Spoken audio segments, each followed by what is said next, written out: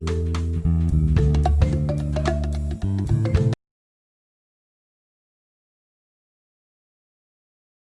Morning. നമ്മൾ coordination compound എന്ന ചാപ്റ്ററിന്റെ വളരെ പ്രധാനപ്പെട്ട കുറച്ചധികം കാര്യങ്ങൾ ഡിസ്കസ് ചെയ്ത് കഴിഞ്ഞു. നിങ്ങളൊക്കെ വളരെ ക്ലിയറായി നോക്കണം. ഓരോ ടോപ്പിക്കുകളും വളരെ ഇമ്പോർട്ടൻ്റ് ആണ്. നമ്മൾ ക്രിസ്റ്റൽ ഫീൽഡ് തിയറിയുമായി ബന്ധപ്പെട്ട് കുറച്ച് കാര്യങ്ങളാണ് നമ്മൾ ഇന്നത്തെ ക്ലാസ് ഡിസ്കസ് ചെയ്യാൻ പോകുന്നത്. അതിൽ പ്രധാനമായ കാര്യമാണ് colour of the coordination compound. നമുക്കറിയാം കോർഡിനേഷൻ കോമ്പൗണ്ടുകൾക്ക് കളറുണ്ട്. നമ്മുടെ ബാലൻസ് ബോർഡ് തിയറിയിൽ പറയാൻ കഴിയാതെ പോയ അല്ലെങ്കിൽ വെർണേഴ്സ് കോർഡിനേഷൻ തിയറിയിൽ പറയാൻ കഴിയാതെ പോയ കാര്യമാണ് കോർഡിനേഷൻ കോമ്പൗണ്ടുകൾക്ക് എന്തുകൊണ്ട് കളർ ഉണ്ടായി എന്നുള്ള കാര്യം. ആ കാര്യം നമ്മുടെ ക്രിസ്റ്റൽ ഫീൽഡ് തിയറി എക്സ്പ്ലെയിൻ ചെയ്യുന്നുണ്ട്. നമുക്ക് എങ്ങനെയാണെന്ന് നോക്കാം. ഞാനൊരു ഒക്ടാഹീഡ്രൽ കോംപ്ലക്സിനെ കൺസിഡർ ചെയ്യുകയാണ്. ഒക്ടാഹീഡ്രൽ കോംപ്ലക്സ് അറിയാമല്ലോ, കോർഡിനേഷൻ നമ്പർ 6 ആയിട്ടുള്ള കോംപ്ലക്സ്. ഒരു ഒക്ടാഹീഡ്രൽ കോംപ്ലക്സിനെ കൺസിഡർ ചെയ്യുകയാണ്. ഒക്ടാഹീഡ്രൽ കോംപ്ലക്സ് ആകുമ്പോൾ അതിന്റെ ലോവർ ലെവൽ എന്ന് പറയുന്നത് G2G ആണെന്ന് നിങ്ങൾക്ക് അറിയാം. 2G-ക്കകത്ത് എത്ര ഓർബിറ്റൽസ് ഉണ്ട്? 3 ഓർബിറ്റൽസ് ഉണ്ട്. ഹയറാർക്കി ലെവല് EG ആണെന്ന് അറിയാം, അതിനകത്ത് 2 ഓർബിറ്റൽസ് ഉണ്ട് എന്ന് നമുക്കറിയാം അല്ലേ?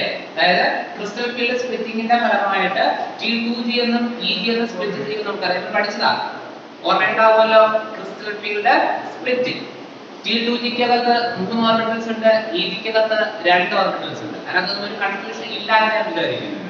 ഇത് ഒരു D1 സിസ്റ്റം ആണെന്ന് വിചാരിക്കുക. ദാറ്റ് മീൻസ് ഡിയില് ഒരു ഇലക്ട്രോൺ മാത്രമാണ് ഉള്ളതെന്ന് വിചാരിക്കുക. അപ്പോൾ ലോവർ ലെവലായിട്ടുള്ള 2G-യിലാണ് ഉണ്ടാവും. കൺഫ്യൂഷൻ ഇല്ലല്ലോ. നമ്മൾ എന്തുകൊണ്ട് ഈ കോമ്പൗണ്ട് കളേർഡ് ആയി എന്ന് പറയാനാണ് തോന്നുന്നത്. അപ്പൊ നമ്മൾ മനസ്സിലാക്കേണ്ട കാര്യം, നമ്മുടെ ഡിയില് ഒരു ഇലക്ട്രോൺ ഉണ്ട്, അത് ഒക്ടാഹീഡ്രൽ ഫീൽഡ് ആയിട്ട് ലോവർ ലെവലായിട്ട് T2G-ക്ക് പ്രസന്റ് ആയിരിക്കും. ഇനി ഇത് വിസിബിൾ ആയിട്ട് അബ്സോർബ് ചെയ്യണം. വിസിബിൾ ആയിട്ട് അബ്സോർബ് ചെയ്യുമ്പോഴാണോ കളേർഡ് ആയി കാണുന്നത്? വിസിബിൾ ആയിട്ട് അബ്സോർബ് ചെയ്യുന്നു. ദാറ്റ് മീൻസ് അതിന്റെ hν എനർജി ആണല്ലോ അബ്സോർബ് ചെയ്യുന്നത്. വിസിബിൾ ആയിട്ടുള്ള എനർജി എന്താണ്? hν. E is equal to hν എന്ന് നിങ്ങൾ പഠിച്ചിട്ടുണ്ട്. വിസിബിൾ ആയിട്ട് അബ്സോർബ് ചെയ്യുന്നത് ഈ ഇലക്ട്രോണിന് എനർജി കിട്ടുകയും ആ ഇലക്ട്രോൺ ഹയർ എനർജി ലെവലിലേക്ക് എക്സൈറ്റ് ചെയ്യപ്പെടുകയും ചെയ്യുമെന്ന് മനസ്സിലാക്കുക. ഇവിടെ T2G ഓർബിറ്റൽസ് ഉണ്ട്, മേലുണ്ട് EG ഓർബിറ്റൽസ് ഉണ്ട്, കാരണം ഒക്ടാഹീഡ്രൽ ഫീൽഡ് ആണെന്ന് പറഞ്ഞു കഴിഞ്ഞു. അപ്പോൾ ഇവിടെ hν എന്ന് പറയുന്ന എനർജിയെ ഈ ഇലക്ട്രോൺ അബ്സോർബ് ചെയ്ത് കഴിഞ്ഞാൽ ഈ ഇലക്ട്രോൺ ഇവിടുന്ന് ഹയർ എനർജി ലെവലായിട്ടുള്ള EG-യിലേക്ക് എന്ത് ചെയ്യപ്പെടും? എക്സൈറ്റ് ചെയ്യപ്പെടും. EG-യിലേക്ക് എന്ത് ചെയ്യപ്പെടും? എക്സൈറ്റ് ചെയ്യപ്പെടും. പക്ഷേ മനസ്സിലാക്കേണ്ട കാര്യം, ഒരു ഹയർ എനർജി ലെവലില് ഒരു ഇലക്ട്രോണിന് ഒരിക്കലും ഒരുപാട് സമയം എക്സിസ്റ്റ് ചെയ്യാൻ കഴിയില്ല. അപ്പൊ ഇത് സ്റ്റേബിൾ ആകാൻ വേണ്ടിയിട്ട് എനർജി ലിബറേറ്റ് ചെയ്തുകൊണ്ട് ലോവർ എനർജി സ്റ്റേറ്റിലേക്ക് അല്ലെങ്കിൽ ഗ്രൗണ്ട് സ്റ്റേറ്റിലേക്ക് വരാനുള്ള ഒരു ശ്രമം നടക്കും. അപ്പൊ അതിന്റെ ഫലമായിട്ട് ഈ ഇലക്ട്രോൺ എന്ത് ചെയ്യും? hν എന്ന് പറയുന്ന എനർജി എന്ത് ചെയ്യപ്പെടും? ലിബറേറ്റ് ചെയ്യും. ഇവിടെ അബ്സോർബ് ചെയ്യുന്ന എനർജിയിൽ നിന്നും വ്യത്യാസമായിരിക്കും ഇവിടെ ലിബറേറ്റ് ചെയ്യുന്ന എനർജി. hν നമ്മൾ സൂചിപ്പിക്കാറുള്ളൂ. നിങ്ങൾ മനസ്സിലാക്കേണ്ട കാര്യം, ഇവിടെ അബ്സോർബ് ചെയ്യുന്ന എനർജി അല്ല ലിബറേറ്റ് ചെയ്യുന്നത്. എന്തുകൊണ്ട് ഞാൻ വ്യക്തമായി പറഞ്ഞുതരാം. ഇവിടെ ഇരിക്കുന്ന ഇലക്ട്രോൺ കുറച്ച് എനർജി അബ്സോർബ് ചെയ്തു അല്ലേ? കുറച്ച് എനർജി അബ്സോർബ് ചെയ്തു. അപ്പൊ ആ ഇലക്ട്രോൺ എനർജി കൂടി. അപ്പൊ എന്ത് ചെയ്യണം? ഹയർ എനർജി ലെവലിലേക്ക് എക്സൈറ്റ് ചെയ്യണം. ആ എക്സൈറ്റേഷന് കുറച്ച് എനർജി ആവശ്യമാണ്. ആ എക്സൈറ്റേഷൻ എവിടെ നിന്ന് എനർജി കിട്ടും? ഈ അബ്സോർബ് ചെയ്തതിൽ നിന്നും കുറച്ച് എനർജി ഇതിനായിട്ട് ഉപയോഗിക്കും. എക്സൈറ്റേഷൻ വേണ്ടി, ഹയർ എനർജി ലെവലിലേക്ക് എക്സൈറ്റ് ചെയ്യാൻ വേണ്ടി ആ ഇലക്ട്രോൺ എന്ത് ചെയ്യും? കൺസ്യൂം ചെയ്യും. ബാക്കിയുള്ള എനർജി മാത്രമേ എന്ത് ചെയ്യുള്ളൂ? ലിബറേറ്റ് ചെയ്യുള്ളൂ. കാര്യം മനസ്സിലായോ? അബ്സോർബ് ചെയ്തതിലെ കുറച്ച് എനർജി എന്തിനു വേണ്ടി ഉപയോഗിക്കും? എക്സൈറ്റേഷൻ വേണ്ടി ഉപയോഗിക്കും. ബാക്കി എനർജി മാത്രമാണ് ലിബറേറ്റ് ചെയ്യുന്നത്. അപ്പൊ മനസ്സിലാക്കേണ്ട കാര്യം, അബ്സോർബ് ചെയ്ത അത്രയും എമൗണ്ട് ഓഫ് എനർജി ലിബറേറ്റ് ചെയ്യപ്പെടുന്നില്ല എന്ന് കൂടെ മനസ്സിലാക്കുക. കാരണം അതിന് കുറച്ച് എനർജി എന്തിനു വേണ്ടി ഉപയോഗിക്കുന്നുണ്ട്? എക്സൈറ്റേഷൻ വേണ്ടി ഉപയോഗിക്കുന്നുണ്ട്. അപ്പം ഈ ലിബറേറ്റ് ചെയ്യുന്ന എനർജിയുടെ റീജിയൻ ഏതാണോ ആ കളർ ആര് കാണിക്കും? ഈ കോമ്പൗണ്ട് കാണിക്കും. അറിയില്ലേ? Violet, IndiGo, blue, green, yellow, orange, red. ഏത് റീജിയനിലുള്ള എനർജി ആണോ ലിബറേറ്റ് ചെയ്തത് ആ റീജിയന്റെ കളർ ആര് കാണിക്കും? നമ്മുടെ കോമ്പൗണ്ട് കാണിക്കും. മനസ്സിലാക്കുക. അപ്പം ഇത് കാര്യം തിയറി മനസ്സിലാക്കി വെച്ചേക്കുക. പറയേണ്ട കാര്യങ്ങൾ ഇത്ര മാത്രമാണ്. ഒരു കോർഡിനേഷൻ കോമ്പൗണ്ട് എന്തുകൊണ്ട് കളറായി എന്ന് വെച്ച് കഴിഞ്ഞാൽ, ഫസ്റ്റ് പോയിന്റ് പറയേണ്ടത് ഡ്യൂ ടു ഡി ട്രാൻസിഷൻ. ഇവിടെ എന്ത് പോസിബിൾ ആണ്? ഒരു ഡിയിൽ നിന്നും മറ്റൊരു ഡിയിലേക്ക് ഇലക്ട്രോണിന്റെ ട്രാൻസിഷൻ പോസിബിൾ ആണ് അല്ലേ? ഇവിടെ ഇരുന്ന ഇലക്ട്രോൺ അടുത്ത ഡിയിലേക്ക് എന്ത് ചെയ്തു? ട്രാൻസ്ഫർ ചെയ്യപ്പെട്ടു അല്ലെങ്കിൽ ട്രാൻസിഷൻ നടത്തപ്പെട്ടു. എന്തുകൊണ്ട്? എനർജി അബ്സോർബ് ചെയ്യപ്പെട്ട് ഹയർ എനർജി ലെവലിലേക്ക് എന്ത് ചെയ്തു കഴിഞ്ഞു? ട്രാൻസിഷൻ നടന്നു കഴിഞ്ഞു. ആ ഡി ട്രാൻസിഷൻ ഉള്ളത് കൊണ്ടാണ് കോമ്പൗണ്ട് കളേർഡ് ആയി എന്ന് നമുക്ക് പറയാൻ കഴിയും. രണ്ടാമത് മനസ്സിലാക്കേണ്ട കാര്യം, ഇനി ഈ കോമ്പൗണ്ട് ഏത് കളർ കാണിക്കുമെന്ന് ചോദിച്ചു കഴിഞ്ഞാൽ അബ്സോർബ് ചെയ്ത ലൈറ്റ് ഉണ്ടാവുമല്ലോ. നമ്മുടെ വിബ്ജിയോറിലെ ഏതെങ്കിലും ലൈറ്റിനായിരിക്കും ഈ കോമ്പൗണ്ട് അബ്സോർബ് ചെയ്യുക. അബ്സോർബ് ചെയ്ത ലൈറ്റിന്റെ ഒരു കോംപ്ലിമെന്ററി കളറിനായിരിക്കും ആര് കാണിക്കുക? കോർഡിനേഷൻ കോമ്പൗണ്ട് കാണിക്കുക. The coordination compound shows the complementary color to the absorbed light. Absorb ചെയ്യുന്ന ലൈറ്റിന്റെ ഒരു കോംപ്ലിമെന്ററി കളർ ആയിരിക്കും ആര് കാണിക്കുക? കോർഡിനേഷൻ കോമ്പൗണ്ട് കാണിക്കുക എന്ന് മനസ്സിലാക്കി വെക്കുക. കാര്യം മനസ്സിലായോ? ഒരിക്കലും മറക്കാൻ പാടില്ലാത്ത ഒരു കാര്യം എന്ന് പറഞ്ഞാൽ നമ്മളിവിടെ രണ്ട് സ്ഥലത്തും എച്ചിനും തന്നെ എഴുതുന്നു. ഒരിക്കലും കൺഫ്യൂഷൻ വരരുത്. അബ്സോർബ് ചെയ്യുന്ന അത്രയും എനർജി എന്ത് ചെയ്യുന്നില്ല, ലിബറേറ്റ് ചെയ്യപ്പെടുന്നില്ല. കാരണം കുറച്ച് എനർജി എന്തിനു വേണ്ടി ഉപയോഗിക്കുന്നുണ്ട്? എക്സൈറ്റേഷൻ ഉപയോഗിക്കുന്നുണ്ട്. അതുകൊണ്ട് തന്നെ അബ്സോർബ് ചെയ്യുന്ന അതേ കളർ കാണിക്കാറില്ല. അബ്സോർബ് ചെയ്ത ലൈറ്റിന്റെ കോംപ്ലിമെന്ററി കളറിനായിരിക്കും ആര് കാണിക്കുക? കോർഡിനേഷൻ കോമ്പൗണ്ട് കാണിക്കുക. അപ്പൊ മനസ്സിലാക്കി വെക്കിയ കാര്യങ്ങൾ. പക്ഷേ പറയേണ്ടത് രണ്ട് പോയിന്റുകൾ മാത്രം. Colour of the coordination compound is due to the D transition. ഒരു ഡിയിൽ നിന്നും മറ്റൊരു ഡിയിലേക്ക് ഇലക്ട്രോണിനെ ട്രാൻസിഷൻ നടത്തുന്നുണ്ട്, അതുകൊണ്ട് അല്ലെങ്കിൽ ഇലക്ട്രോണിന്റെ ട്രാൻസ്ഫർ നടത്തുന്നുണ്ട്, അതുകൊണ്ട് കളർഡ് ആകുന്നു. രണ്ട്, the coordination compound shows the color complementary to the absorbed light. അത് അബ്സോർബ് ചെയ്യുന്ന ലൈറ്റിന്റെ കോംപ്ലിമെന്ററി കളറിനായിരിക്കും ആര് കാണിക്കുക? കോർഡിനേഷൻ കോമ്പൗണ്ട് കാണിക്കുക എന്നുകൂടെ മനസ്സിലാക്കി വെക്കുക. സിമ്പിൾ അല്ലേ? ഓർത്ത് വയ്ക്കാൻ കഴിയുന്ന കാര്യമല്ലേ? നമ്മളിനി ഒരു പോയിന്റ് കൂടെ മനസ്സിലാക്കണം. നിങ്ങൾക്ക് കാര്യം മനസ്സിലായത് വളരെ എളുപ്പമാണ്. അതായത് എന്തുകൊണ്ട് ഇവിടെ ഒരു ഡിയിൽ നിന്ന് മറ്റൊരു ഡിയിലേക്ക് ഇലക്ട്രോൺ ട്രാൻസ്ഫർ ചെയ്തു? ഇവിടെ ഒരു സ്പ്ലിറ്റിംഗ് നടന്നു അല്ലേ? G2G എന്നും EG എന്നും എന്ത് ചെയ്തു? D ഓർബിറ്റൽ സ്പ്ലിറ്റ് ചെയ്തുകൊണ്ടാണ് ഒരു ഓർബിറ്റിൽ നിന്നും മറ്റൊരു ഓർബിറ്റിലേക്ക് ഇലക്ട്രോണിനെ ട്രാൻസ്ഫർ ചെയ്യാൻ സാധിച്ചത്. അവിടെ എന്ത് നടക്കണം? കളർഡ് ആവണമെങ്കിൽ സ്പ്ലിറ്റിംഗ് നടക്കണം. ക്രിസ്റ്റൽ ഫീൽഡ് സ്പ്ലിറ്റിംഗ് നടക്കണമെങ്കിൽ ആരുടെ പ്രസൻസ് വേണം? ലിഗാൻഡ്സിന്റെ പ്രസൻസ് വേണം. അതായത് മനസ്സിലാക്കുക, ലിഗാൻഡ്സിന്റെ പ്രസൻസിൽ ക്രിസ്റ്റൽ ഫീൽഡ് സ്പ്ലിറ്റിംഗ് നടന്നാൽ മാത്രമേ ഒരു ഡിയിൽ നിന്നും മറ്റൊരു ഡിയിലേക്ക് ഇലക്ട്രോണിനെ ട്രാൻസ്ഫർ ചെയ്യാൻ സാധിക്കുകയുള്ളൂ. അങ്ങനെയാണെങ്കിൽ മാത്രമേ കോർഡിനേഷൻ കോമ്പൗണ്ട് എന്ത് കാണിക്കാറുള്ളൂ? കളർഡ് ആകാറുള്ളൂ, അല്ലെങ്കിൽ കളർ കാണിക്കാറുള്ളൂ. മനസ്സിലായോ? കോർഡിനേഷൻ കോമ്പൗണ്ടുകൾ കളർഡ് ആകണമെങ്കിൽ ലിഗാൻഡ്സിന്റെ പ്രസൻസിൽ അവിടെ സ്പ്ലിറ്റിംഗ് സംഭവിക്കണം. ഡി ഓർബിറ്റൽസിന് സ്പ്ലിറ്റിംഗ് സംഭവിച്ചിരിക്കണം. അപ്പൊ ഈ മൂന്ന് കാര്യങ്ങൾ കൃത്യമായി ഓർത്ത് വെച്ചിരിക്കുക. കോർഡിനേഷൻ കോമ്പൗണ്ട് എന്തുകൊണ്ട് കളർഡ് ആയെന്ന് എന്ത് പറയണം? Due to the D transition of electron എന്ന് പറയണം. രണ്ടാമത്തെ പോയിന്റ് എന്ത് പറയണം? നീ എന്ത് കളറാണ് കോർഡിനേഷൻ കോമ്പൗണ്ട് കാണിക്കുക? അത് അബ്സോർബ് ചെയ്യുന്ന ലൈറ്റിന്റെ കോംപ്ലിമെന്ററി കളറിനായിരിക്കും ആര് കാണിക്കുക? കോർഡിനേഷൻ കോമ്പൗണ്ട് കാണിക്കുക. Coordination compound shows the colour complementary to the absorbed light എന്ന കാര്യം മറന്നു പോകരുത്. മൂന്നാമത്തെ കാര്യം, കോർഡിനേഷൻ കോമ്പൗണ്ട് കളേർഡ് ആകണമെങ്കിൽ അവിടെ എന്ത് വേണം? ഡിഗ്രി ട്രാൻസിഷൻ വേണം. അങ്ങനെ ഡിയിൽ നിന്നും ഡിയിലേക്ക് ഇലക്ട്രോൺ ട്രാൻസ്ഫർ ചെയ്യണമെങ്കിൽ അവിടെ എന്ത് സംഭവിച്ചിരിക്കണം? ക്രിസ്റ്റൽ ഫീൽഡ് സ്പ്ലിറ്റിംഗ് സംഭവിക്കണ്ടേ? ക്രിസ്റ്റൽ ഫീൽഡ് സ്പ്ലിറ്റിംഗ് സംഭവിക്കണമെങ്കിൽ അവിടെ ആര് വേണം? ലിഗാൻഡ്സ് വേണം. അപ്പൊ ഇത്രയും കാര്യങ്ങൾ ചേർത്ത് പറയുക. ലിഗാൻഡ്സിന്റെ പ്രസൻസിൽ ക്രിസ്റ്റൽ ഫീൽഡ് സ്പ്ലിറ്റിംഗ് സംഭവിച്ചാൽ മാത്രമേ കോർഡിനേഷൻ കോമ്പൗണ്ട് എന്താവുള്ളൂ? കളേർഡ് ആവുള്ളൂ എന്ന് കൂടെ ഓർത്ത് വെച്ചിരിക്കുക. വളരെ സിമ്പിൾ അല്ലേ? മൂന്ന് കാര്യങ്ങൾ. അടുത്ത നമ്മൾ നോക്കേണ്ടത് limitations of crystal field theory. അപ്പൊ ക്രിസ്റ്റൽ ഫീൽഡ് തിയറി ഉപയോഗിച്ചുകൊണ്ട് കോർഡിനേഷൻ കോമ്പൗണ്ടിൽ എന്തുകൊണ്ട് കളേർഡ് ആയി എക്സ്പ്ലെയിൻ ചെയ്തു. ഒരുപാട് കാര്യങ്ങൾ ക്രിസ്റ്റൽ ഫീൽഡ് തിയറി വെച്ച് എക്സ്പ്ലെയിൻ ചെയ്യാൻ കഴിയുന്നുണ്ട്. എന്നിരുന്നാലും നമ്മുടെ ക്രിസ്റ്റൽ ഫീൽഡ് തിയറിക്ക് ഉണ്ട് കുറച്ച് ലിമിറ്റേഷൻസ്. ക്രിസ്റ്റൽ ഫീൽഡ് തിയറിക്ക് ഉണ്ട് കുറച്ച് ലിമിറ്റേഷൻസ്. എന്തൊക്കെയാണെന്ന് നമുക്ക് നോക്കാം. ഒന്നാമത്തെ ലിമിറ്റേഷൻ പറയുന്നത്, ഈ ക്രിസ്റ്റൽ ഫീൽഡ് തിയറിയിൽ പറയുന്നു നമ്മുടെ മെറ്റലിനും ലിഗാൻഡിനും ഇടയിലുള്ള force of attraction electrostatic force ആണെന്ന് പറഞ്ഞു. ഓർമ്മയുണ്ടാവുമല്ലോ. അതുകൊണ്ട് തന്നെ മോഡൽ എന്ത് പറയുന്നു? ഇലക്ട്രോസ്റ്റാറ്റിക് മോഡൽ എന്ന് പറയും എന്ന് നമ്മൾ പഠിച്ചു. അതായത് നമുക്കറിയാം കോർഡിനേഷൻ കോമ്പൗണ്ടിലെ മെറ്റലിനും ലിഗാൻഡിനും ഇടയിലുള്ള ഫോഴ്സ് എന്ത് ഫോഴ്സ് ആണ്? കോർഡിനേറ്റ് ബോണ്ട് അല്ലേ, അല്ലെങ്കിൽ കോവാലന്റ് ബോണ്ട് അല്ലേ? ആ കോവാലന്റ് ബോണ്ട് നേച്ചറിനെ കുറിച്ച് ആര് കൺസിഡർ ചെയ്യുന്നില്ല? ക്രിസ്റ്റൽ ഫീൽഡ് തിയറി കൺസിഡർ ചെയ്യുന്നില്ല. അപ്പോൾ ഒന്നാമത്തെ ലിമിറ്റേഷൻ എന്താണ്? Crystal field theory does not consider the covalent bond character of the coordination compound. coordination compoundന്റെ covalent bond characterനെ കുറിച്ച് ആര് കൺസിഡർ ചെയ്യുന്നില്ല? നമ്മുടെ ക്രിസ്റ്റൽ ഫീൽഡ് തിയറി കൺസിഡർ ചെയ്യുന്നില്ല. അപ്പോൾ കോവാലന്റ് ബോണ്ട് ക്യാരക്ടർ ഇതിൽ പറയുന്നു. നമ്മുടെ ഈ തിയറി പറയുന്ന കാര്യം എന്താ? പ്രധാനമായിട്ടും മെറ്റലിനും ലിഗാൻഡിനും ഇടയിലുള്ള ഫോഴ്സ് എന്ത് ഫോഴ്സ് ആണ്? ഇലക്ട്രോസ്റ്റാറ്റിക് ഫോഴ്സ് ആണ് എന്നാണ് തിയറി പറയുന്നത്. പക്ഷേ ആക്ച്വലി ഉള്ള ഫോഴ്സ് എന്താണ്? കോവാലന്റ് ബോണ്ടാ. കോവാലന്റ് ബോണ്ടാ ഉള്ളത്. ആ കോവാലന്റ് ബോണ്ട് ക്യാരക്ടറിനെ കുറിച്ച്, that means coordinate bond. Covalent ബോണ്ടിന്റെ ടൈപ്പ് ആണ് എന്തോ സാധനം? Coordinate bond. ആ കോവാലന്റ് ബോണ്ട് ക്യാരക്ടറിനെ കുറിച്ച് ആര് എക്സ്പ്ലെയിൻ ചെയ്യുന്നില്ല? ക്രിസ്റ്റൽ ഫീൽഡ് തിയറി എക്സ്പ്ലെയിൻ ചെയ്യുന്നില്ല. രണ്ടാമത്തെ ലിമിറ്റേഷൻ പറയുന്നത്, ഈ തിയറിക്കകത്ത് ലിഗാൻഡുകളെ പോയിന്റ് ചാർജുകളായി കൺസിഡർ ചെയ്യുന്നു. അവ ആനയോൺസ് ആണെങ്കിൽ പഠിച്ച കാര്യമാണ്, തിയറി പറഞ്ഞ കാര്യമാണ്. ലിഗാൻഡുകൾ പോയിന്റ് ചാർജുകളാണ്. അവ എന്താണെങ്കിൽ ആനയോൺസ് ആണെങ്കിൽ ഓർമ്മയുണ്ടാവുമല്ലോ. ഇപ്പൊ ലിഗാൻഡുകൾ ആനയോണുകളായിട്ടുള്ള അല്ലെങ്കിൽ നെഗറ്റീവ് ചാർജുള്ള ലിഗാൻഡുകൾ പോയിന്റ് ചാർജുകളാണെങ്കിൽ അവ വലിയ സ്പ്ലിറ്റിംഗ് ഇഫക്റ്റ് ഉണ്ടാക്കണം. ഗ്രേറ്റർ സ്പ്ലിറ്റിംഗ് ഇഫക്റ്റ് ഉണ്ടാക്കേണ്ട സാധനങ്ങളാണ് ആനയോൺസ്. പക്ഷേ നമ്മൾ സ്പെക്ട്രോകെമിക്കൽ സീരീസ് പഠിച്ചപ്പോൾ ലോവർ എൻഡില് that means weak field ligand ആയിട്ടാണ് ആരെ കാണപ്പെട്ടത്? ആനയോണുകളെ കാണപ്പെട്ടത്. ദാറ്റ് ഈസ് അവരുടെ സ്പ്ലിറ്റിംഗ് ഇഫക്റ്റ് കുറവാണ്. എന്തുകൊണ്ട് അങ്ങനെ സംഭവിച്ചു? പറഞ്ഞ കാര്യം മനസ്സിലായോ? ക്രിസ്റ്റൽ ഫീൽഡ് തിയറി പറയുന്ന കാര്യം എന്താ? ലിഗാൻഡുകൾ ആനയോണുകളാണെങ്കിൽ അവ പോയിന്റ് ചാർജസ് ആണെന്ന് പറഞ്ഞു. ആനയോണുകൾ പോയിന്റ് ചാർജസ് ആയിട്ടാണ് കൺസിഡർ ചെയ്യുന്നതെങ്കിൽ അവ വലിയ സ്പ്ലിറ്റിംഗ് ഇഫക്റ്റ് ഉണ്ടാക്കണം, ഗ്രേറ്റർ സ്പ്ലിറ്റിംഗ് ഇഫക്റ്റ് ഉണ്ടാക്കണം. പക്ഷേ നമ്മുടെ സ്പെക്ട്രോകെമിക്കൽ സീരീസിൽ ആ ആനയോൺസ് എവിടെ കാണപ്പെടുന്നത്? Lower end.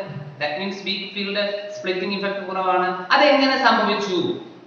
നോർമലി വലിയ സ്പ്ലിറ്റിംഗ് ഇഫക്റ്റ് ഉണ്ടാക്കണം, പക്ഷെ എന്തുണ്ടാക്കുന്നില്ല? വലിയ ചെറിയ സ്പ്ലിറ്റിംഗ് ഇഫക്റ്റ് ഉണ്ടാക്കുന്നുള്ളൂ. അത് എന്തുകൊണ്ട് സംഭവിച്ചു എന്ന് ആർക്ക് എക്സ്പ്ലെയിൻ ചെയ്യാൻ കഴിയുന്നില്ല? ക്രിസ്റ്റൽ ഫീൽഡ് തിയറിക്ക് എക്സ്പ്ലെയിൻ ചെയ്യാൻ കഴിയുന്നില്ല. In crystal field theory, ligands are considered as point charges in the case of anions. Therefore, it should exert greater splitting effect. But they are found in the lower end of the spectrochemical series. This cannot be explained by crystal field theory. മനസ്സിലായ സംഭവം ഇത് രണ്ടുമാണ് നമ്മുടെ crystal field തിയറിയുടെ limitations ആയി അല്ലെങ്കിൽ പോരായ്മകളായി പറയുന്നത്. ഓർത്ത് വെച്ചേക്കുക. ഒന്ന്, കോവാലന്റ് ബോണ്ട് ക്യാരക്ടറിനെ കുറിച്ച് പറയാൻ കഴിയില്ല. രണ്ട്, തിയറി അനുസരിച്ച് ആനയോണുകൾ ഗ്രേറ്റർ സ്പ്ലിറ്റിംഗ് ഉണ്ടാക്കണം, പക്ഷേ ഉണ്ടാക്കുന്ന സ്പ്ലിറ്റിംഗ് ഇഫക്റ്റ് വളരെ കുറവാണ്. എന്തുകൊണ്ട് എന്ന് എക്സ്പ്ലെയിൻ ചെയ്യാൻ കഴിയുന്നില്ല. ഇത് രണ്ടുമാണ് നമ്മുടെ ക്രിസ്റ്റൽ ഫീൽഡ് തിയറിയുടെ ലിമിറ്റേഷൻസ്. ഓർത്ത് വെച്ചേക്കുക. അടുത്തതായി നമുക്ക് നോക്കേണ്ട ടോപ്പിക് എന്ന് പറഞ്ഞാൽ bonding in metal carbonyls. Metal കാർബണൈൽസിനകത്തുള്ള ബോണ്ടിങ്. നമ്മൾ കുറച്ച് മെറ്റൽ കാർബണൈൽസ് ഒക്കെ പഠിച്ചിട്ടില്ലേ?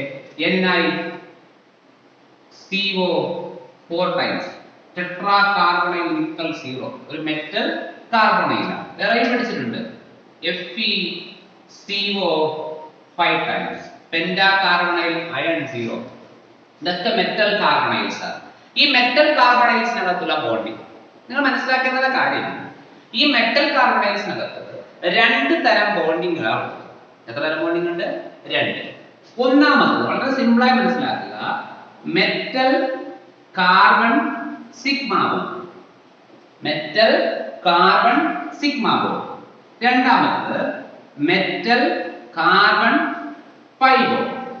അപ്പൊ മനസ്സിലായോ? മെറ്റൽ കാർബണൈൽസിൽ രണ്ട് തരം ബോണ്ടിങ് ഉണ്ട്. ഏതൊക്കെ? ഒന്ന് മെറ്റൽ കാർബൺ സിഗ്മ ബോണ്ടും രണ്ട് മെറ്റൽ കാർബൺ പൈ ബോണ്ടും. ആദ്യം മനസ്സിലാക്കുക. ഇനി അറിയേണ്ട കാര്യം, ഈ മെറ്റൽ കാർബൺ പൈ ബോണ്ട് എങ്ങനെയാണ് ഫോം ചെയ്യുന്നത്, അതുപോലെ മെറ്റൽ കാർബൺ സിഗ്മ ബോണ്ട് എങ്ങനെയാണ് ഫോം ചെയ്യുന്നത് മനസ്സിലാക്കണം. അതുപോലെ മെറ്റൽ കാർബൺ സിഗ്മ ബോണ്ട് നോക്കാം. Metal carbon sigma bond is formed by the donation of an electron pair by the carbonyl carbon into the vacant d orbital of the metal atom. ഇതാണ് ഇവിടുത്തെ ligand അല്ലേ, carbonyl group. ഈ ലിഗാൻഡിലെ carbonyl carbon lone പേരാണ് carbon. ഈ carbon atom ഒരു pair ഇലക്ട്രോണിനെ metal ആറ്റത്തിന്റെ വേക്കന്റ് ഡി ഓർബിറ്റിനകത്ത് ഡൊണേറ്റ് ചെയ്യും. അങ്ങനെ metal carbon sigma bond form ചെയ്യും. വളരെ സിമ്പിൾ ആയിട്ട് ഓർക്കുക. Metal carbon sigma bond is formed by donation of an electron pair. Donation of an electron pair ആര്? by the carbonyl carbon, by the carbonyl carbon into the എവിടേക്ക്? vacant d orbital of the metal atom. Metal ആറ്റത്തിന്റെ vacant d ഓർബിറ്റിനകത്തേക്ക് ഒരു pair ഇലക്ട്രോണിനെ ഈ carbonyl carbon donate ചെയ്യും. അങ്ങനെ എന്ത് ബോണ്ട് ഫോം ചെയ്യും? Metal carbon sigma bond form ചെയ്യും. സിമ്പിൾ അല്ലേ? ഓർത്തോളൂ. രണ്ടാമത്തെ കാര്യം മെറ്റൽ കാർബൺ പൈ ബോണ്ട്. എങ്ങനെ ഫോം ചെയ്യുന്നത് വെച്ചാൽ formed by the donation of an electron pair from the filled d orbital of the metal atom. Metal ആറ്റത്തിന്റെ filled d orbital നിന്നും ഒരു പെയർ ഇലക്ട്രോണിനെ anti bonding pi star orbital, anti bonding pi star orbital of the carbonyl group. Carbonyl ഗ്രൂപ്പിന്റെ anti bonding pi star ഓർബിറ്റിനകത്തേക്ക് ഒരു pair ഇലക്ട്രോണിനെ donate ചെയ്യും, metal atom donate ചെയ്യും. ഇവിടെ എങ്ങനെ ഫോം ചെയ്തു? കാർബണൈൽ കാർബൺ മെറ്റലിനകത്തേക്ക് ഡൊണേറ്റ് ചെയ്തു. ഇവിടെ മെറ്റൽ ആറ്റം കാർബണൈൽ ഗ്രൂപ്പിനകത്തേക്ക് എന്ത് ചെയ്യും? ഡൊണേറ്റ് ചെയ്യും. metal carbon pi bond is formed by the donation of electron pair from the filled d orbital of the metal atom, from the filled d orbital of the metal atom into the anti-bonding pi star orbital of the carbonyl group. വളരെ കൃത്യമായിട്ട് വളരെ simple ആയിട്ട് ഓർത്ത് വയ്ക്കുക. Metal കാർബണൈഡ്സിനകത്ത് രണ്ട് തരം bonding ഉണ്ട്. ഒന്ന് മെറ്റൽ കാർബൺ സിഗ്മ ബോണ്ടും രണ്ട് മെറ്റൽ കാർബൺ പൈ ബോണ്ടും. മെറ്റൽ കാർബൺ സിഗ്മ ബോണ്ട് എങ്ങനെയാണ് ഫോം ചെയ്യുന്നത്? കാർബണൈൽ കാർബൺ ഒരു പേർ ഇലക്ട്രോണിനെ മെറ്റലിന്റെ വാക്കന്റ് ഡി ഓർബിറ്റിനകത്തേക്ക് ഡൊണേറ്റ് ചെയ്യും.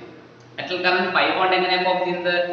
മെറ്റലിന്റെ ഫിൽഡ് ഡി ഓർബിറ്റിൽ നിന്നും ഒരു പേർ ഇലക്ട്രോണിനെ ആന്റി ബോണ്ടിങ് പൈ സ്റ്റാർ ആരുടെ കാർബണൈൽ ഗ്രൂപ്പിന്റെ ആന്റി ബോണ്ടിങ് പൈ സ്റ്റാർ ഓർബിറ്റിനകത്ത് ഡൊണേറ്റ് ചെയ്യും. അങ്ങനെ metal carbon pi bond form ചെയ്യും. ഓർത്ത് വെച്ചേക്കുക. കാര്യം മനസ്സിലാക്കി പഠിച്ച വളരെ വളരെ എളുപ്പമുള്ള കാര്യമാണ്. അടുത്തതായി നമുക്ക് നോക്കാൻ ടോപ്പിക് എന്ന് പറഞ്ഞാൽ സ്റ്റെബിലിറ്റി ഓഫ് കോർഡിനേഷൻ കോമ്പൗണ്ട്.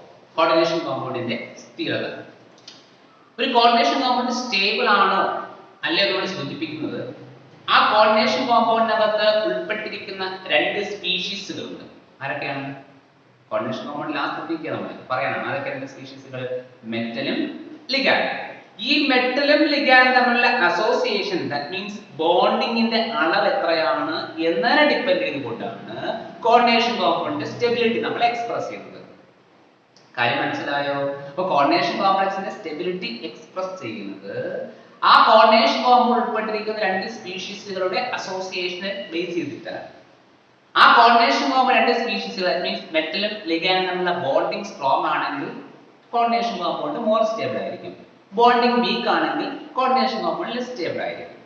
അതായത് കോർഡിനേഷൻ കോംപ്ലക്സിന്റെ സ്റ്റെബിലിറ്റി നമ്മൾ എക്സ്പ്രസ് ചെയ്യുന്നത് ആരുടെ ബേസിസ് ആണ്? On the basis of association between metal and ligand. Extent of association between metal and ligand. മെറ്റലും ലിഗാൻഡും തമ്മിലുള്ള അസോസിയേഷന്റെ അല്ലെങ്കിൽ ബോണ്ടിങ്ങിന്റെ അളവിനെ ബേസ് ചെയ്തിട്ടാണ് നമ്മൾ എന്ത് പറയാറുള്ളത്? Stability of coordination compound explain ചെയ്യാറുള്ളത് എന്ന് പറയുന്നത്. ഈ കോർഡിനേഷൻ കോംപ്ലക്സിന്റെ സ്റ്റെബിലിറ്റി എക്സ്പ്രസ് ചെയ്യാൻ വേണ്ടിയിട്ട് നമ്മൾ ഇക്വിലിബ്രിയം കോൺസ്റ്റന്റിനെ ക്വാണ്ടിറ്റേറ്റീവ് ആയിട്ട് ഉപയോഗിക്കാറുണ്ട്. അതായത് ഇക്വിലിബ്രിയം കോൺസ്റ്റന്റ് എടുത്തിട്ടാണ് എന്ത് എക്സ്പ്രസ് ചെയ്യുന്നത്? സ്റ്റെബിലിറ്റി എക്സ്പ്ലെയിൻ ചെയ്യുന്നത്. The magnitude of equilibrium constant quantitatively express the stability of the coordination complex. നമ്മുടെ വളരെ സിമ്പിൾ ആയി പറഞ്ഞു കഴിഞ്ഞാൽ നമ്മുടെ കോർഡിനേഷൻ കോംപ്ലക്സിന്റെ സ്റ്റെബിലിറ്റി എക്സ്പ്രസ് ചെയ്യാൻ വേണ്ടി നമ്മൾ ഉപയോഗിക്കുന്ന മാഗ്നിറ്റ്യൂഡിക്കൽ ടേം ഏതെന്ന് വെച്ചാൽ നമ്മൾ എന്ത് പറയണം? ഇക്വിലിബ്രിയം കോൺസ്റ്റന്റ് എന്ന് പറയണം. അല്ലെങ്കിൽ ഇക്വിലിബ്രിയം കോൺസ്റ്റന്റ് ഉപയോഗിച്ചുകൊണ്ടാണ് കോർഡിനേഷൻ കോംപ്ലക്സിന്റെ സ്റ്റെബിലിറ്റി നമ്മൾ എക്സ്പ്രസ് ചെയ്യുന്നത് മനസ്സിലാക്കി വെക്കുക. നിങ്ങൾക്ക് മനസ്സിലാക്കേണ്ട ഒരു കാര്യമാണ് M എന്ന് പറയുന്ന ഒരു മെറ്റൽ. ഏതാ മെറ്റൽ? M. 4 ലിഗാൻഡുകളുമായി കമ്പൈൻ ചെയ്തിട്ട് ML4 എന്ന് പറയുന്ന ഒരു കോർഡിനേഷൻ കോംപ്ലക്സ് ഫോം ചെയ്യുന്നതായിരിക്കും. ഇതൊരു റിവേഴ്സിബിൾ റിയാക്ഷൻ ആണ്, ഇക്വിലിബ്രിയം റിയാക്ഷൻ ആണ് എങ്കിൽ ഇതിന്റെ ഇക്വിലിബ്രിയം കോൺസ്റ്റന്റ് എങ്ങനെ എഴുതാം? Equilibrium constant is equal to, equilibrium constant തന്നെ അറിയില്ലേ? എന്താ? Ratio product of molar concentration of products. ഇവിടെ ഒരു പ്രോഡക്റ്റേ ഉള്ളൂ ML4, അതിന്റെ molar concentration divided by product of molar concentration of reactants. Reactants ആരൊക്കെയാ? M into concentration of L⁴. Confusion ഇല്ലല്ലോ? ഇതാണ് ഇക്വിലിബ്രിയം കോൺസ്റ്റന്റ്. സ്റ്റെബിലിറ്റി പറയാൻ ഉപയോഗിക്കുന്നത് കൊണ്ട് ഇതിനെ പറയുന്ന പേരാണ് സ്റ്റെബിലിറ്റി കോൺസ്റ്റന്റ്. സൂചിപ്പിക്കുന്ന ലെറ്റർ ബീറ്റ. സൂചിപ്പിക്കും ബീറ്റ. സ്റ്റെബിലിറ്റി പറയാൻ ഉപയോഗിക്കും എന്നുള്ളത് കൊണ്ട് നമ്മൾ ഇതിനെ പറയുന്ന പേരാണ് എന്തോന്ന്? സ്റ്റെബിലിറ്റി കോൺസ്റ്റന്റ് അല്ലെങ്കിൽ ഓവറാൾ സ്റ്റെബിലിറ്റി കോൺസ്റ്റന്റ്. ഇതിൽ പറയുന്നുണ്ട് ഓവറാൾ സ്റ്റെബിലിറ്റി കോൺസ്റ്റന്റ്. എന്ത് പേര് പറയും? വളരെ സിമ്പിൾ ആയിട്ട് എന്ത് പറയാം? സ്റ്റെബിലിറ്റി കോൺസ്റ്റന്റ് എന്ന് പറയാം, അല്ലെങ്കിൽ എന്ത് പറയാം? ഓവറാൾ സ്റ്റെബിലിറ്റി കോൺസ്റ്റന്റ് എന്ന് പറയാം. ഇക്വിലിബ്രിയം കോൺസ്റ്റന്റ് തന്നെയാണ്. ഈ ഇക്വിലിബ്രിയം കോൺസ്റ്റന്റിന്റെ മാഗ്നിറ്റ്യൂഡ് നമ്മൾ സ്റ്റെബിലിറ്റി എക്സ്പ്രസ് ചെയ്യാൻ ഉപയോഗിക്കും. അതുകൊണ്ട് തന്നെ പറഞ്ഞ പേരെന്താണ്? സ്റ്റെബിലിറ്റി കോൺസ്റ്റന്റ് അല്ലെങ്കിൽ ഓവറാൾ സ്റ്റെബിലിറ്റി കോൺസ്റ്റന്റ്. കൺഫ്യൂഷൻ ഇല്ലല്ലോ? ഇനി ML4 എന്ന് പറയുന്ന ഈ കോർഡിനേഷൻ കോമ്പൗണ്ട് പല സ്റ്റെപ്പുകളിലൂടെയാണ് ഫോം ചെയ്ത് വിചാരിക്കുക.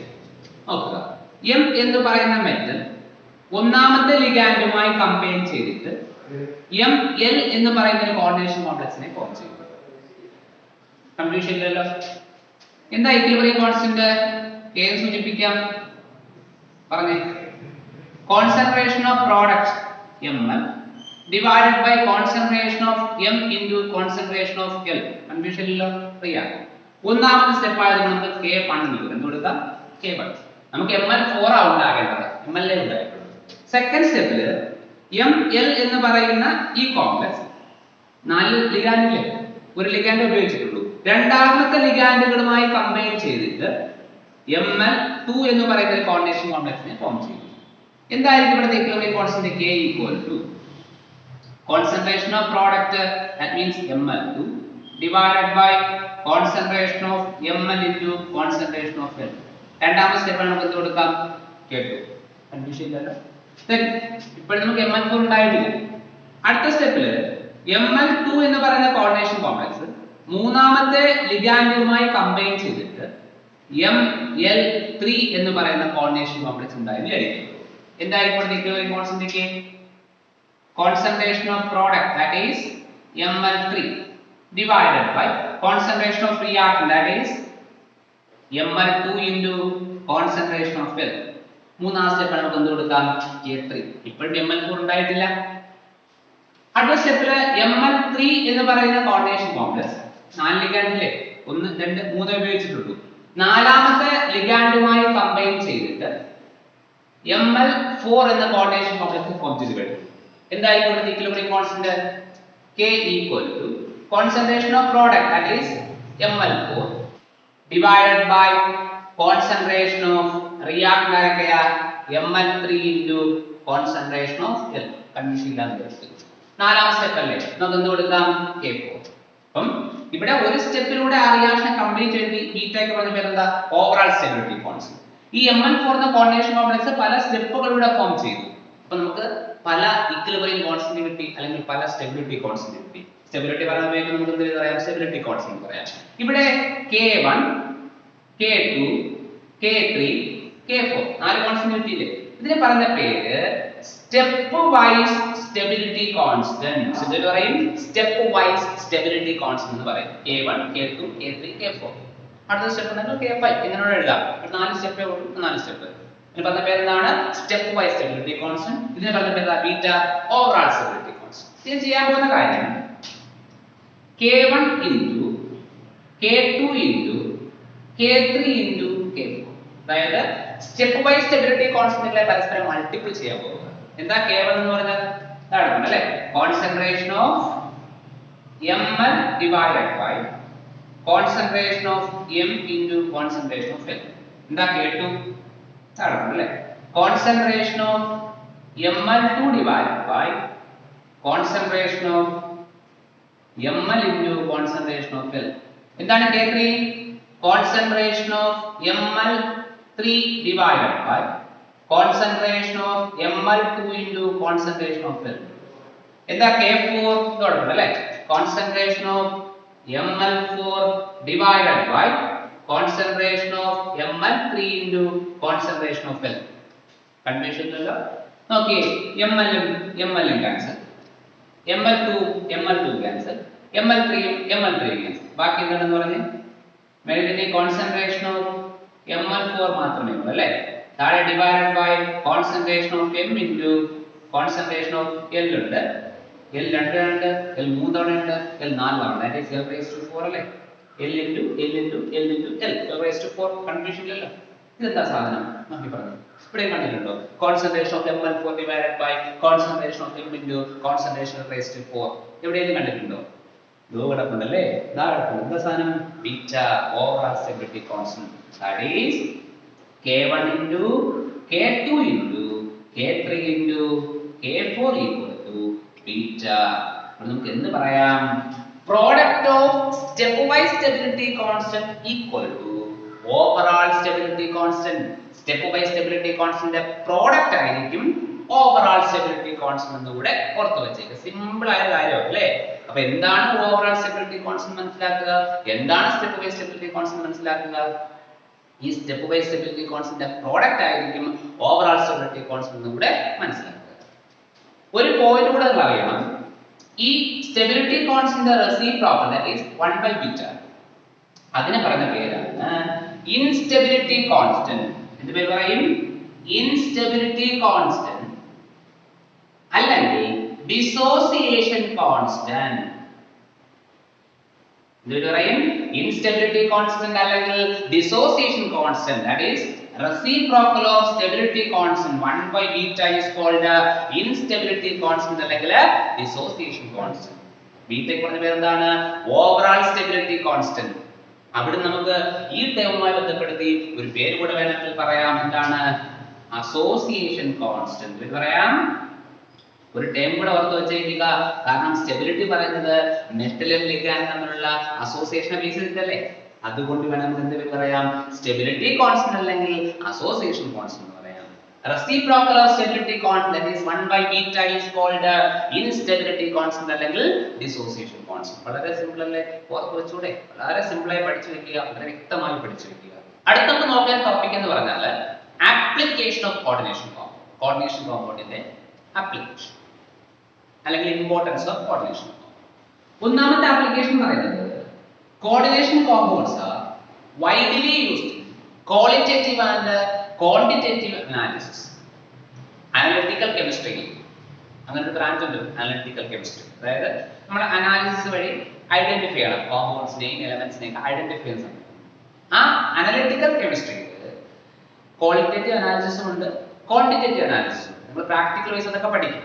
ക്വാളിറ്റേറ്റീവ് അനാലിസിസ് മീൻസ് പ്രസൻസ് മാത്രം ഐഡന്റിഫൈ ചെയ്താൽ മതി, ഒരു എലമെന്റിന്റെയോ കോമ്പൗണ്ടിന്റെയോ പ്രസൻസ് മാത്രം കണ്ടുപിടിച്ചാൽ മതി.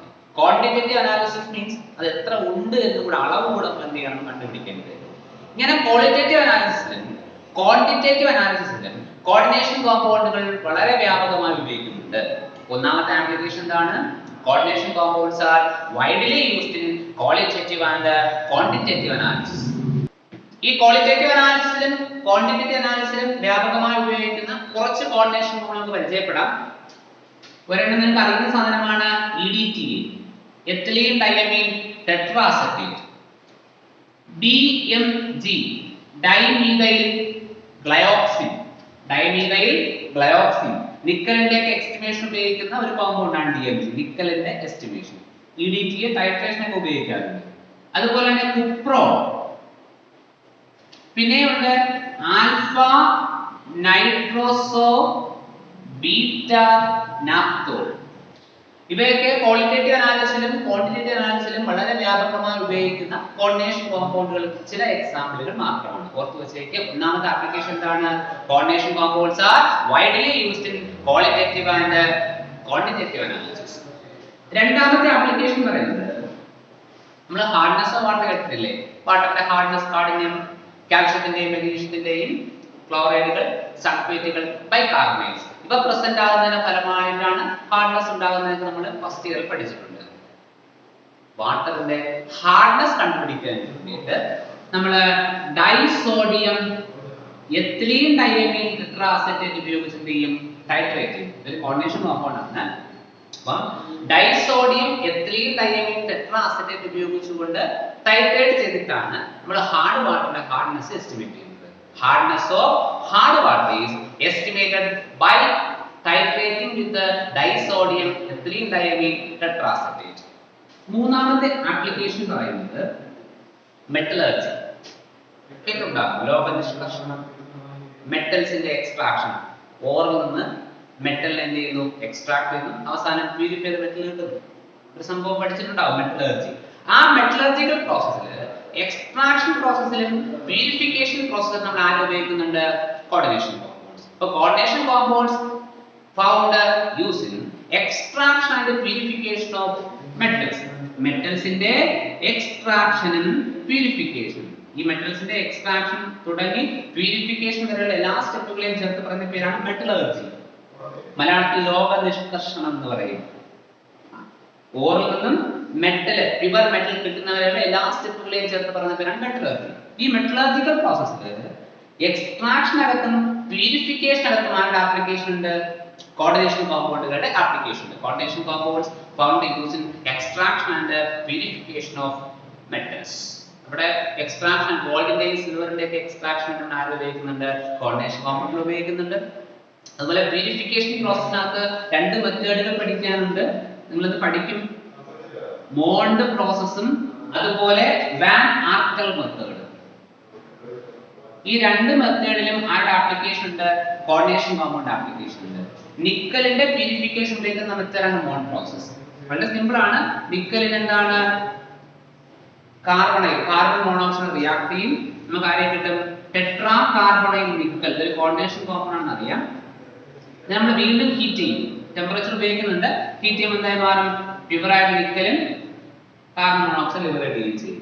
ഇതുപോലെ വാൻ ആർക്കൽ മെത്തേഡ് എന്ന് പറഞ്ഞാൽ സിർക്കോണിയം പോലുള്ള മെറ്റൽസിന്റെ പ്യൂരിഫിക്കേഷൻ ഉപയോഗിക്കുന്നതാണ്. അവിടെ ചെയ്യുന്ന മെത്തേഡ് സിർക്കോണിയത്തിനെ അയഡിനുമായി റിയാക്ട് ചെയ്യിപ്പിക്കും. നമുക്ക് സിർക്കോണിയം ടെട്രാ അയഡൈഡ് എന്നുള്ള കോർഡിനേഷൻ കോംപ്ലക്സിനെ ഫോം ചെയ്യും.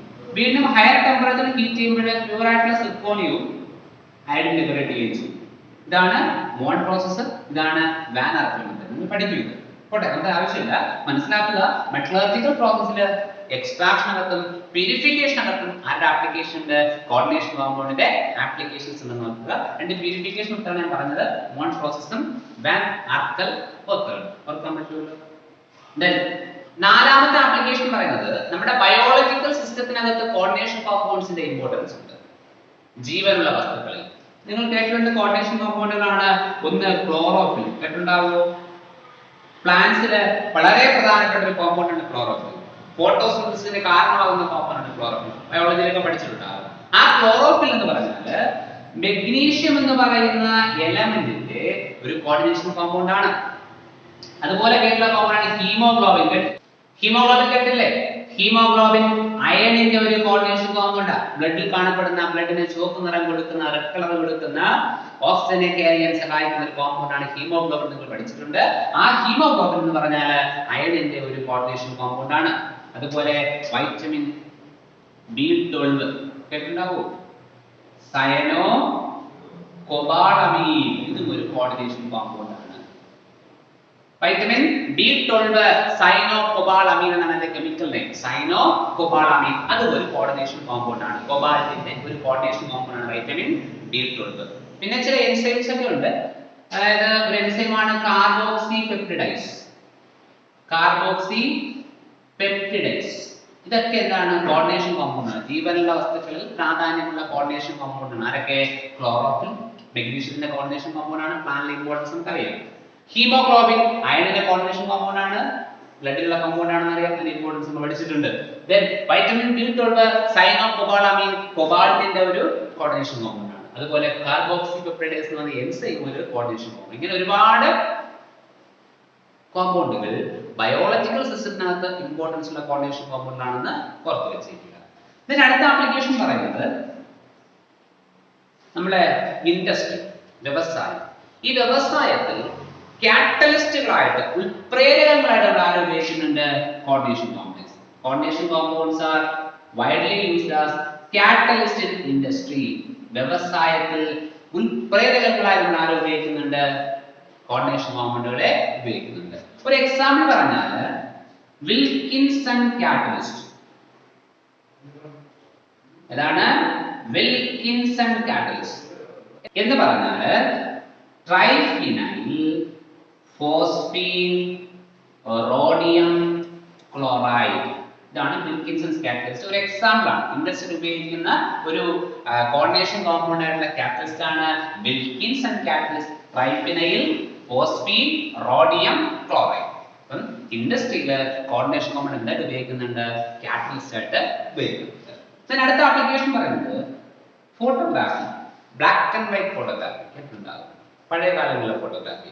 ആ ഫോട്ടോ എടുത്ത ശേഷം ആ ഫോട്ടോ ഫിലിമിനെ വാഷ് ചെയ്ത് കണ്ടിട്ടുണ്ടാവും.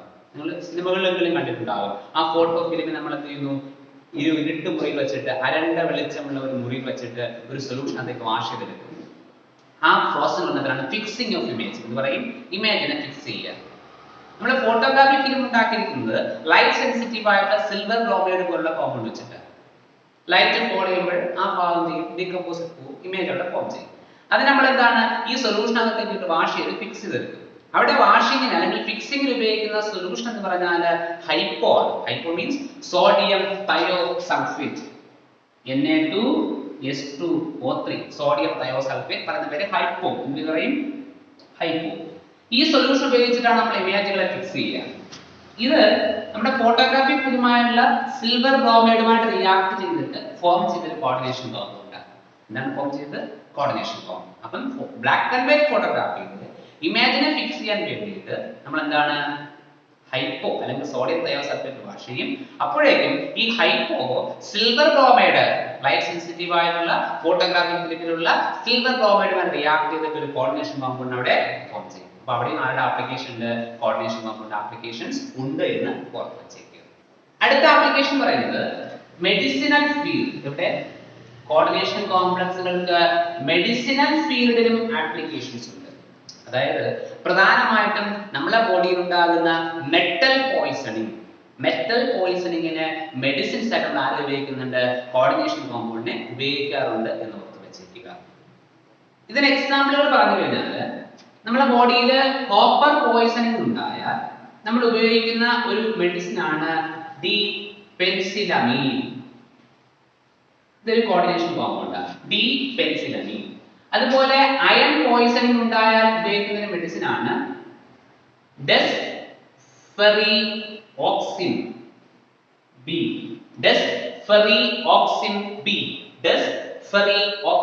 ബി. ഇനി ലെഡിന്റെ പോയിസണിങ് ഉണ്ടായാൽ ഉപയോഗിക്കുന്ന മെഡിസിൻ ആണ് EDTA.